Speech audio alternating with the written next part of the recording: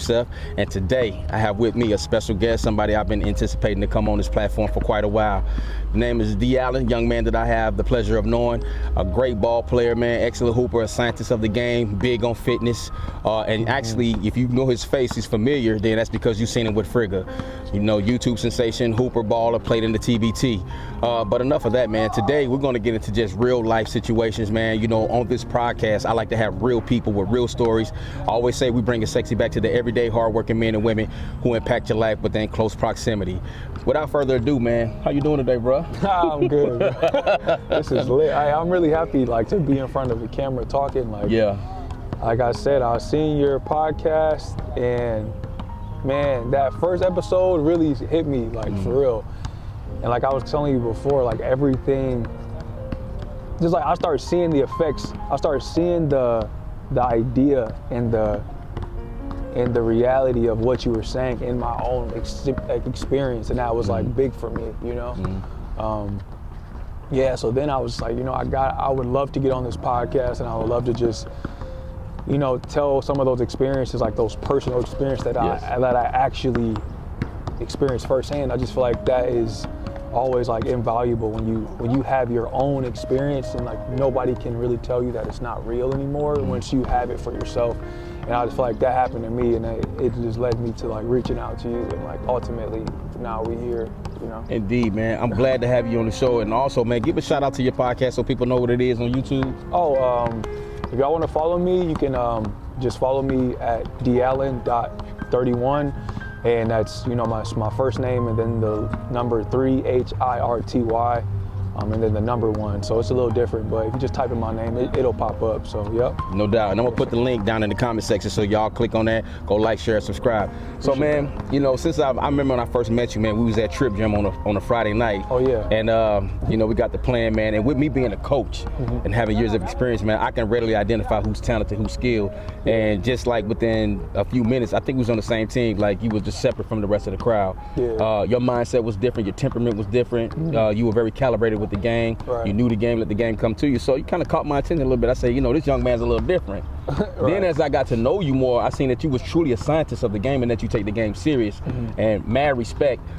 You know, I tried to get you in the tournament that one time, we couldn't get it, but I feel like if we had him, we would have won, right? But at the end of the day, you know, you're also a coach. And you do fitness as well for a lot of people that's trying to, you know, aspiring hoopers. Right. You know, and people just trying to get on their weight loss journey, which I highly admire. Right. But man, take us to the beginning, man. Who is DeAllen, man, from your upbringing to where you are now? Man, truthfully, like, I mean, people see me today, they see the, you know, they see the platform built. You know, like you said, you see me with Devontae Frigga, social media. But really, and it's cliche, but I'm really just from Akron, Ohio. You know, just a young man, you know, a younger man now. I grew up there. I didn't, ironically, you know, I grew up with, you know, some siblings, but I had an older brother. And we lived, you know, down the street from a court. So I spent most of my time there with him, you know, growing up. And that really, I would say that molded me. You know, it gave me like a foundation. I learned a lot of lessons. I learned about like fear, you know, living not in the best neighborhood.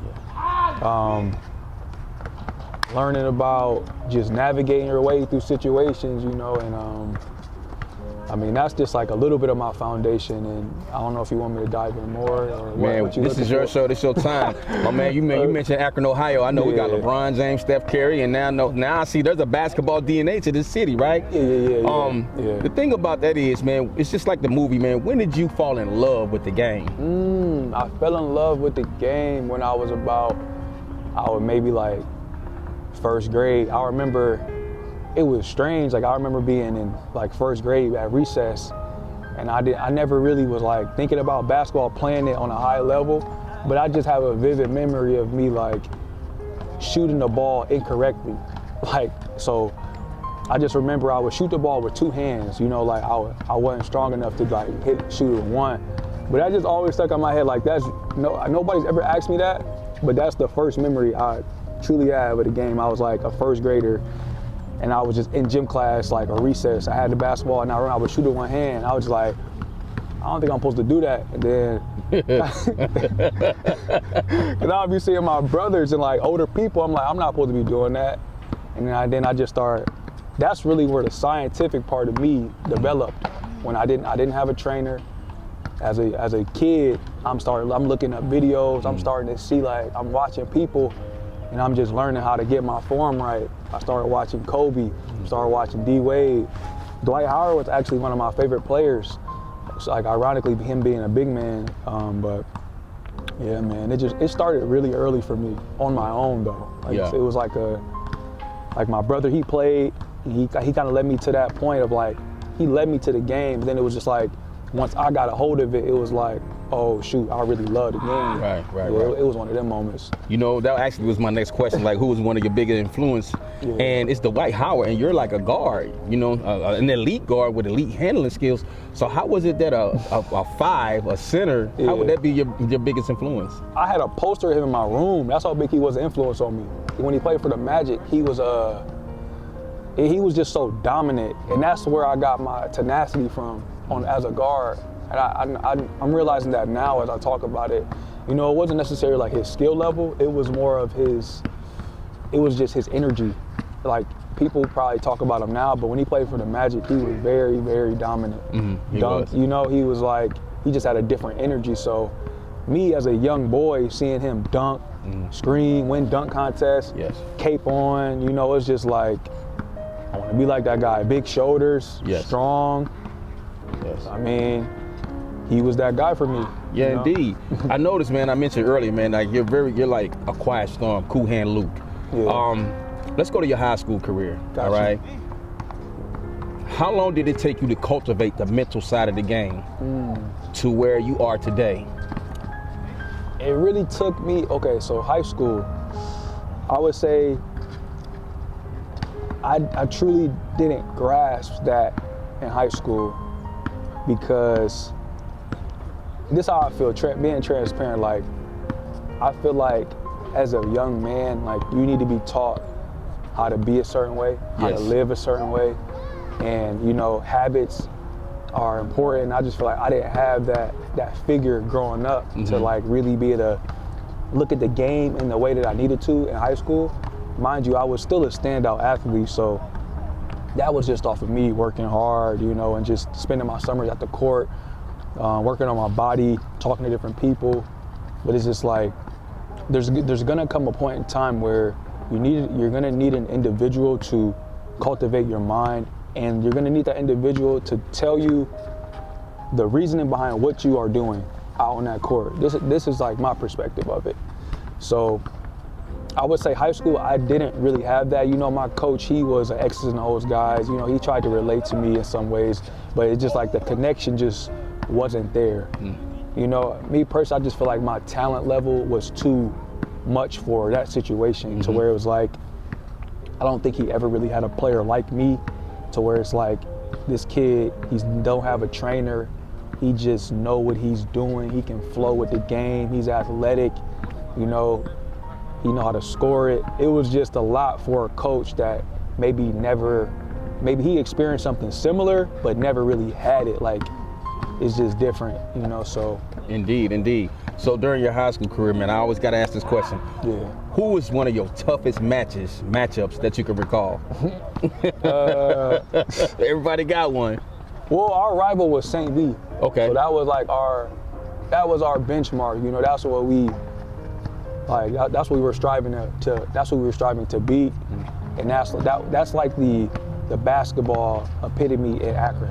Okay. You know, LeBron coming from there, you know, that's just what people know St. V for, is just hooping. So I didn't go there. I went to Hope, and it's like the opposing school. Okay. You know, so I would just say St. V, and, you know, one of the toughest guards there. They got a lot of tough guards, and, you know, the guy that I played against, you know, DJ Blanks, he's a trainer in Akron now. Devontae Beard, very, very talented basketball player. You can look these people up. They won state championships back-to-back, three-peats. Like, it's just, you know, it's a very talented program. Ricky Johnson, you know, they had a great run. Lorenzo Cugini, very great basketball players that came out of that city and that school. So, indeed. Yeah. So we get through high school, man. So take us into the journey from high school into college. High school into college. So just transparency right now, my grades was not good in high school. Like I'm saying, that's a part of the mental factor as well. Okay. You got to be able to, can't just be one-sided. You got to, if you're going to be an athlete, you need the grades. You know, depending on how far you want to take this thing, you know. So I was like, I didn't have that. So I was limited. I limited myself. Mm-hmm. You know, I was limited to Division III schools, like not getting scholarships. Indeed. If I'd had the grades, I would have for sure been a Division I athlete. Yeah. You know, so, without a doubt. Yeah. Definitely without a doubt. More on a scholarship. Mm-hmm. I wouldn't have been paying for school or any of those things, but you know, that's not my story, and that's something I've had to come to grips with as well. You know. But that's okay, because that's why it's the rising cream. The cream gonna rise to the top no matter where you come from, no matter what corner of the earth, your situation. Because obviously, you know, a lot of times, just like a lot of people that I know are millionaires and run multi-million-dollar businesses. They didn't graduate high school. They got GEDs. Mm-hmm. It's all about the intelligence level and being able to find your markers in life. So, but with that being said, man, you eventually end up on a major platform with Dante Frigga. Yeah. And you played around, you traveled, played against serious competition and handled them all, you know what I'm saying? Yeah. And, you know, defensively, you play great defense. Most guys who are considered the elite or the upper echelon, they don't play a lot of defense. That's something that you actually do that I noticed. So, how did that all come into fruition?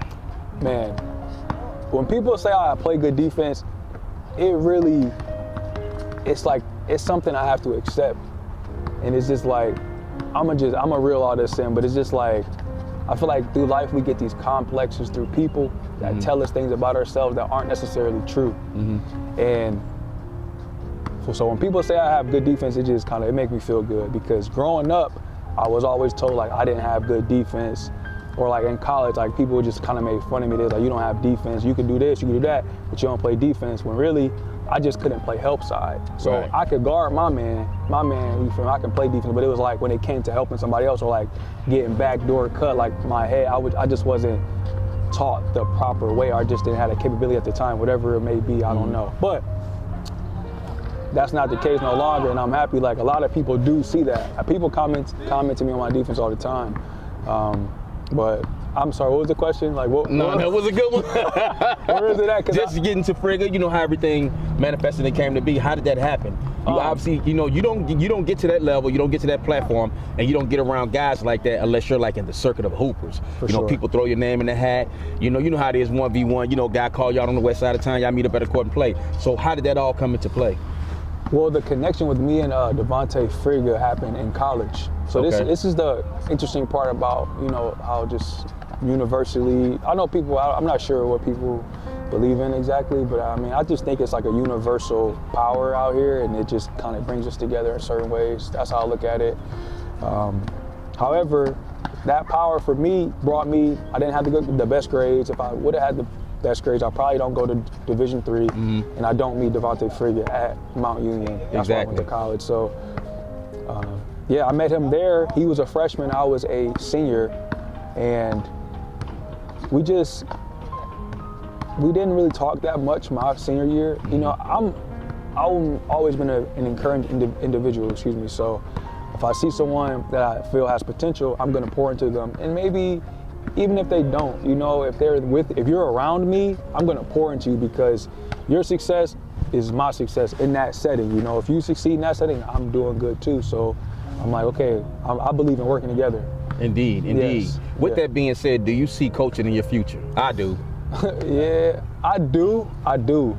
But it's gonna be in the future, like you said. Yeah, it's gonna be in the future. Yeah, I was like that too when I was on my dad, because I come from a line of coaches. Even my daughter's a coach. Yeah. And my dad was like, "You should coach." He was telling me, and people wouldn't even believe this. Like, I never wanted to coach. I never wanted to be a coach. I thought it was boring. I thought it was, because I was young. I was still an athlete. Right. I was still traveling, playing ball, and I just think it wasn't fulfilling until my dad always said, fathers always make the best coaches. Now, we know there's a thing as daddy ball, but the reason why a lot of times you just say, like all of us do, I just want to be that dad. I'm going to sit back and I'm going to watch my son and my daughter play. And then you look and be like, no, they're too young not to get the game right, and that eventually starts your path. But this is what I want to get into, the part of the conversation. Got you. Everybody knows about your basketball talent. You have a name for yourself, well-established, well-respected. But every athlete is toting a burden, a load, from life outside the court. Let's talk about it. Ooh, okay, let's do it. What part exactly? We could dive into this. What you thinking? As a ball player, because a lot of times when I walk in the gym at my age, and I tell guys all the time, you know, I'm the OG, I'm here for fellowship, I have nothing to prove. But I can readily identify that every man that walks in the gym, no matter what his race, creed, or ethnicity is dealing with a burden, right? Oh. But even during your career, Right. you know, like people always say, you know, I got to leave because I got tired of seeing my mother struggle. I was motivated to do this because my brother was killed when I was 9 years old. Right. So what is the fueling fire in you when you take to the court? That is a component that affects you outside the court as far as life. I would say that's a good question. I think just that complex of not being enough. You know what I mean? Really? Yeah, it's weird, but Really? it's so true, man. Like, I've developed a complex where this is a past me, but I had developed a complex where I could never do enough. You know, I could never be enough, so I'm just overdoing it. I'm doing a lot. But that turned into me. Once I was able to have more confidence in myself, it translated on the court at a higher level. So Yes. like, all the work I was doing because I felt like I wasn't enough, I have to do all these drills, I gotta make all these shots, I gotta do all this stuff. It was like, once I calmed down, it was like, bro, you can't even do no more drills. Like, you really are really, really good. Man, you go hard in the paint. I ain't gonna lie. I sit back and watch you, the videos in the gym. I mean, Like, bro, this man you don't- can only do so much of that to where you have to start believing in yourself. Because if you don't, all that work is in vain. So you could do as many drills, on as many miles, do as many box jumps, but if you don't know it in yourself that you are who you are, or believe in yourself, it won't show. So with that being said, what would you say would be some of the biggest 3 regrets that you have in your life, whether it's ball related or not? Well, the biggest 3 regrets I would say is, before you get married, this is off-court related. You're gonna choose a woman wisely. Whoever you marry, make sure that woman is someone that you know and that you've taken time to just really learn her. You know, don't move too fast with that, and just seek counsel. You know what I mean? That's one of the biggest lessons, I think, as I'm going to tell my sons. I have 2 now. I have 1 coming. And I have Okay, 1 congratulations. Yeah. I have 1, and then he'll be 2 in February. Then I have another one. He'll be here at the end of May. So That's what's up. Congratulations. yeah, man, I'm really blessed. So I would say that is definitely that. Seek counsel. I think that's one of the biggest in my opinion, because other than, women have been some of my most, what's the word? They've given me the drama. Achilles heel, joy and pain. Yeah, all that stuff. Beautiful. I love women. I love them. But it's like, you have to know what you're doing. Yes. You have to know what you're getting into. You have to know what a relationship is. You have to know what that means. And you have to know what it could do to your life. So that's something, are we open to talk about biblical references? We can talk about anything you want to, brother. Okay. So it was interesting because I was looking up, I was looking at my life, reflecting on my childhood and just who I am. And I came across this pastor. He was talking about the story of, I believe, Jacob. Jacob his mom taught him to deceive people, and I guess he took his brother's birthright, all that. And I think it was Esau. I think it was Esau. If we got put it down in the comment section if we got this right or wrong. I think you're talking about the birthright. Yes. The 2 brothers, Jacob and Esau. Yes, Okay. I believe Jacob took I believe his mother made up the plan for Jacob to take his brother's Esau's birthright by him wearing his hunting gear or something like that. His father was old, he blessed. Blind, I think he touched him he was able to identify him by touch. Yes. And one of them was hairy or whatever the case. Yeah, Okay. so he told him to put your brother's gear on or clothes so your father won't know the difference. But I'm saying this story because I relate to that a lot. Not in that way, but the way I'm about to explain. So Jacob wants a wife. He travels, he wants a wife, and essentially he's just naive. He gets tricked into working for 14 years for a wife he doesn't get, I believe, or something like that. But it's just, I relate to that because I had a similar experience with the world, you know what I mean? Just being naive, not being taught proper things, especially with women. you know, and like just not being ready. It's just a woman, she's gonna do what you let her, you know, what you allow her to. That's just people. They're gonna do what you allow them to. Yeah. And it's just about setting boundaries and knowing what you will and will not accept. And that's something I've just learned a lot about. Do you think, when we talk about the universal power, do you think that the supreme architect sometimes allow you to go through things that you're not quite ready for? So when you say naive, maybe that was for by design, because you probably wouldn't have received it at 30 like you would have at 40. Yeah. So do you think that sometimes that could be probably be the case? Yeah. I just feel like it's a bigger plan than I know, you know? And Indeed. And it's been critical for me to accept that. And it's just how it's just me right now. Like, I've been humbled a lot, you know, been broken down a lot. You know, I thought I knew some stuff, I don't. Yes. And I'm happy that it's been revealed to me, and it's taken time, and I went through a lot of pain. Yes. You know, like internal pain, just Yes. like agony, but you know, it led me here. I'm stronger, and I can say like I'm a man now. Indeed, indeed. You know, yeah, like, we constant students of life, man. Yeah. So let me ask you something. Yeah. If you could reflect back, what is one of the most happiest days, happiest memories, or just like that one highlight in your life that you could just automatically go to and be like, this is the one day I will never forget that made me the happiest? It's funny, like, so my son being born, that's not it actually, but that was a beautiful moment for me. Like, that was a beautiful moment. Really, it was like, oh man, that's a tough one. It's a mix between my mother. She got me a piano for Christmas. Oh, It was amazing. It was like the best surprise I had ever received in my life. a piano, huh? It was beautiful. Yeah, it was a keyboard. You play the piano? Yeah. Oh, baby. Yeah. Yeah, I play piano and the guitar. I really Multi-talented, huh? I just Okay. got good at the guitar. I What's just up? mastered, I didn't master it by any means, but I am above beginner, I would say. You know, I Yes. can play my chords. I just made a song with it, and it's like, yeah, but she got me a piano, and I was like, that was mind-boggling. I could not believe she got the piano. Like, it was crazy. It was, she had the tree up. I just remember it literally like it was yesterday. I walked downstairs, went to the kitchen, and I think she had given me something. Like, it was like she painted the picture that Christmas was over. Yeah. Yeah, she did a good job. She painted it clearly, and then like I just go around a corner, and it's just set up. It was Wow. just like set up, and it was just like one of the most beautiful moments in my life. That's what's up. Yeah, it was like I have never felt like that again. Like, oh man, it was amazing. That's the beautiful thing about life, man, the unexpected happy moments. Yeah. I know Neely Fuller used to always say, which is somebody I highly see as a scholar, the most happiest times in life come at the unexpected moments. You know, when you plan stuff, you ever notice how you get so excited about stuff you plan, it don't ever really hit its level like you would think it would. Yeah. But that's just one of those things. So listen, so you know, a lot of my platform is about self-development, improvement, and fatherhood. Yeah. How has life changed for you now that you are a father? Ooh, man, a lot. You know. Who hasn't ever get the baby at night when the baby don't want to go to sleep? Man.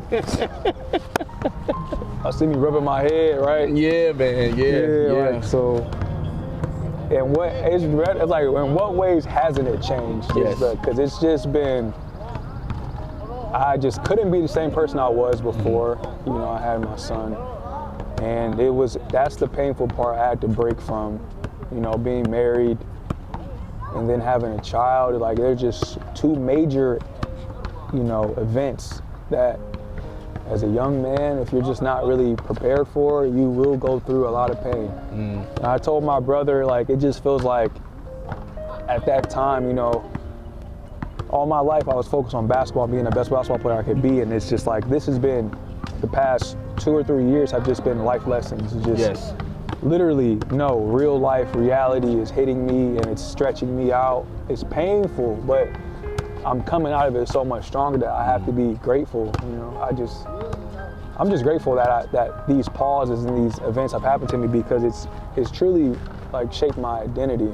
You know, and I'm loving the person that I am right now and who I'm becoming way more. Indeed. Yeah. Indeed. I know I would always remember my dad said, there was things that my grandfather did that he did differently with us. You know, like my dad was an athlete, but my grandfather was really busy with the church a lot. So it was a lot, it wasn't a lot of support.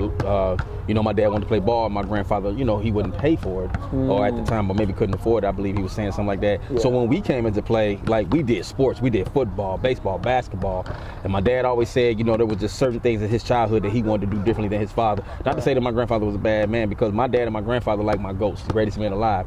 So as I got older, there was some things that I said I was going to do differently with my children. You know what I'm saying?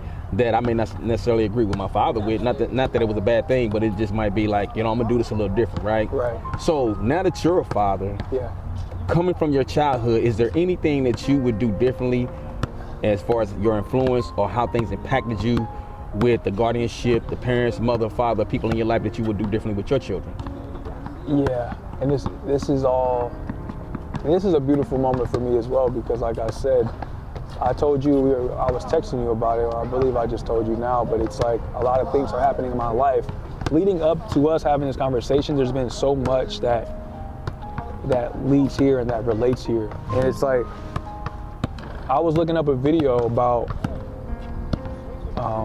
controlling parents, and I just felt like me as a young child, I was controlled a lot, like not able to really express myself, not being taught how to make decisions for myself. And like just like even like whoopings and stuff like that, I'm like on the fence about that. Yeah, because this is how I feel about it. I'm like, it's a way to discipline your child. And I just feel like, sometimes I feel like we can only learn through pain, but I think sometimes it turns into abuse. Yes. And I think that if that parent doesn't know the line or cannot, it's a lot of components to this. If they don't know the line and they haven't done the emotional work to know when they're crossing the line, then I feel like it's counterproductive. Yes, indeed, I agree. So one thing I probably will not do is too much put my hands on my children, and unless I will, but it's not going to be to the extent that I've seen my siblings, and things happen to them, and I just want them to be. I want to teach them that you should not fear any man either. I feel like that I developed through that some type of authority complex, some type of fear of grown men, and I had to be honest with myself. Why am I afraid of another man? Yes. I'm a man. And then I realized it's because your father he might have been too abusive, or he was too a certain way. So when you see a man that looked like your father, had that energy, you cower, you're gonna shrink. Yeah. But it's just funny because it's just interesting. Like, I was just reading this book, and it just said, the authority is yours. And some people say the authority is God's, but it's just like, I took it as you create your own authority, and that resonated with me, and it just has, it's giving me that confidence that it allowed me to heal from that time in my life. Indeed. So that's one thing I guess if I could change, if I answer that question, it's just those aspects. That's solid. Yeah. That's solid. So swinging the conversation back around the basketball before we wrap it up. Yeah. When people watch you, what should they walk away and say that this is the signature part of his game? Gotta know I'm gonna put my heart in it. You going up against me, and you think you about to play soft, or you about to just mess around. Yeah. You're gonna be mad. Better come ready to play. I love it. I don't care if I'm hurt. Better come ready, because I'm hooping that day. Like, if we playing some one-on-ones, or even if it's a camera not there, we going at it. Yeah, I just heard. I was talking to Chantel before the interview, and Keyshawn is one of my guys. Joe Walt, shout out to Joe Walton and all those guys with the league. The team we put in the league, and this kid is undefeated, man. He's actually winning money, $100, $200. Like, he's undefeated. So he never challenged you. He never came for you. Keyshawn. Keyshawn. He tried, but he be playing around. But when he do challenge me, he lose. So his confidence be a little shaky, but you got the IQ though, you know what I'm saying? So you're a scientist because you're countering footwork, footsteps, you know, contorted body, sideways turn, you know. You're studying that guys, while most guys were just out there, just reckless abandon and not understanding.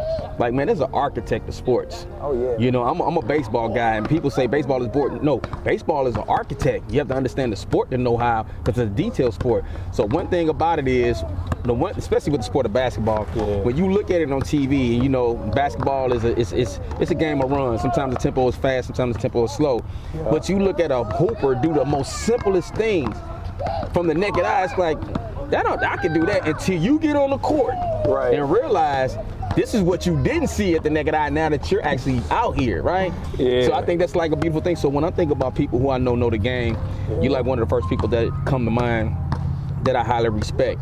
And I think, man, like I say, man, you know, I look forward to catching those 1v1s, man, because I watch them all. Oh, yeah. You know, that one kid you played at Trips Gym, the light-skinned guy with the beard, he had on, he was tough. Light-skinned guy with the OT. He was hitting some tough shots. He was hitting some tough shots. He surprised me. He shocked me. I'm like, yeah, man, he was hitting some tough shots. But, you know what I'm saying, it was a good one-on-one. For sure. You know, and as always, the victor, man, you know what I'm saying. And one thing I noticed about you, man, you don't allow your game to digress. You don't play when it's BS on the court.